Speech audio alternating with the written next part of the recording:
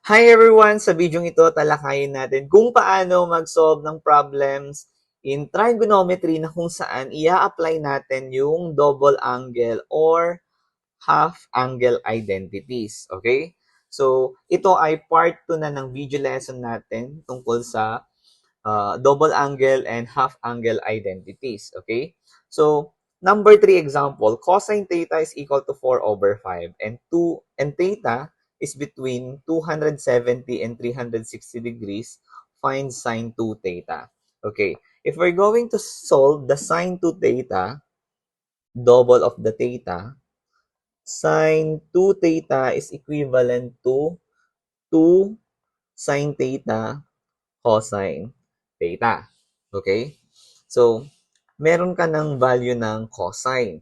Ito, 4/5. Ang problem na lang natin ay yung sine theta. So, kapag isosolve natin to, okay, mag-drawing muna tayo ng Cartesian plane kasi kailangan natin mag-drawing ng triangle doon sa given na condition. Okay? So, ang condition dito ay yung theta daw ay between 270 and 360. So, kung yung rotation natin, pag ganyan, nandito siya sa quadrant 4 kasi 270 ito, 360 dito, di ba? Pag ganyan, hanggang dito 270, hanggang dito 360. The theta is between 270 and 360. So, nandito nga yung triangle natin, quadrant 4. Okay? So, sa quadrant 4 tayo mag-drawing ng triangle. Okay, so based sa given na situation, dito tayo sa quadrant 4 nag-drawing ng triangle, tapos cosine theta is 4/5. So, tandaan, ang cosine is adjacent over hypotenuse. Kung adjacent over hypotenuse yan, uh, ang adjacent is positive 4 and the hypotenuse is 5. So, ang problema ay ito. Itong side na to, the opposite of the theta. Okay?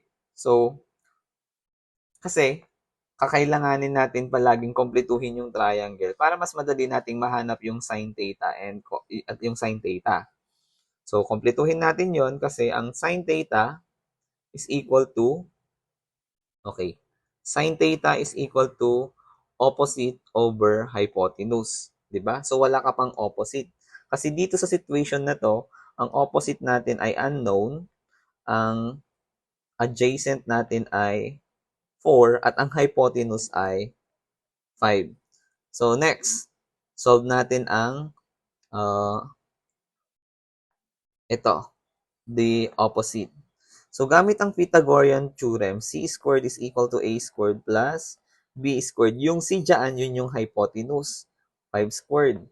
Yung isang side natin, 4 plus b squared.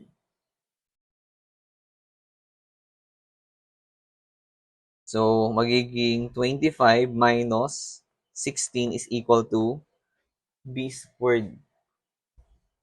So, naging, itong minus ko na kasi 4 squared is 16. So, lilipat dito maging negative. So, we have 9 is equal to b squared, square root both sides. So, b is equal to positive 3. Okay? b is equal to positive 3.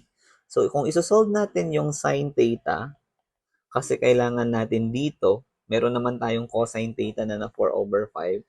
So, sin theta is opposite over hypotenuse. So, ang opposite natin ay, ito ay 3.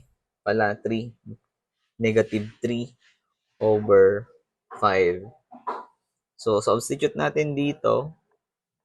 Okay, meron tayong 2 sin, yung sin theta natin is equivalent to negative 3/5.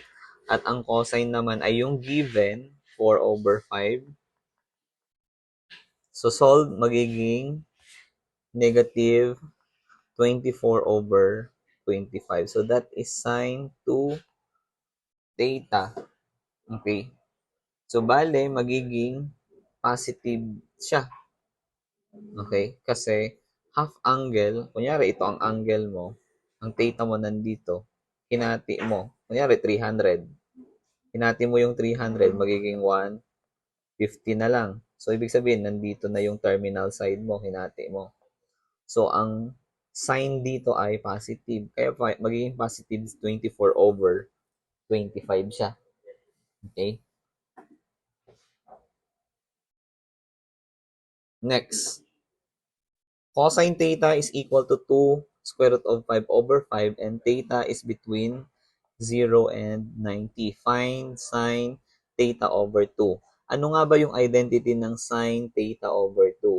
Ang identity ng sine theta over 2 ay positive, negative, square root of 1 minus cosine theta over 2.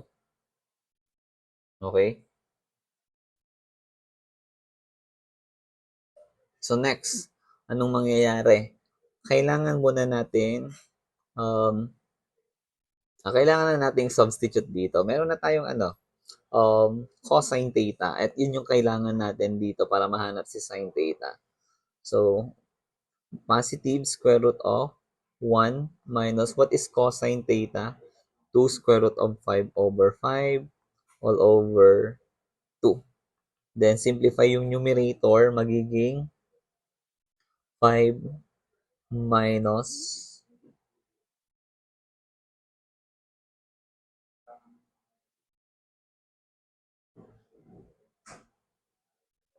2 square root of 5 over 5 times, i-reciprocal na natin yung divisor na 1 over 2. Mali na.